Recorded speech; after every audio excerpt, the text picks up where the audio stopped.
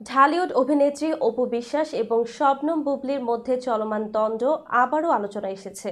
গত রোববার সন্ধ্যায় অপু বিশ্বাস ফেসবুকে একটি ইঙ্গিতপূর্ণ পোস্ট দিয়েছেন, যা নেটিজেনদের মধ্যে বিতর্ক সৃষ্টি করেছে। অপু বিশ্বাসের পোস্টে লেখা ছিল, এক মা তার মৃত্যুর মুখে ঢলে পড়া সন্তানের জন্য হাহাকার করে মরছে, আরেক মায়ের আধিক্যতা উপচে পড়ছে।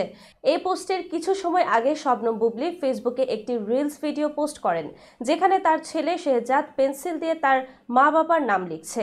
ভিডিওটির ক্যাপশনে বুবলি লেখেন, বাপজানের প্রথম হাতের লেখা, সবাই দোয়া করবেন আমাদের শেহজাদ বাবার জন্য। ভিডিওটি দেখে নেটিজেনরা প্রশংসা করলেও কিছু ভক্ত মনে করছেন যে অপু বিশ্বাসের পোস্টে বুবলির উদ্দেশ্যে ছিল। নেটিজেনদের মতে অপু বিশ্বাস তার পোস্টে দুই মায়ের কথা উল্লেখ করেছেন, একজন মাগুরায় ধর্ষণের শিকার শিশুর মা, আরেকজন শেহজাদের মা। ধর্ষণের শিকার শিশুটি এখন মৃত্যুর সাথে লড়ছে, অথচ বুবলি তার ছেলের ভিডিও পোস্ট করেছেন। এদিকে অপু বিশ্বাসের এমন মন্তব্য নিয়ে সামাজিক মাধ্যমে সমালোচনা চলছে। কেউ কেউ মন্তব্য করেছেন, সতীনের দিকে হিংসা না দেখলে শান্তি হবে না।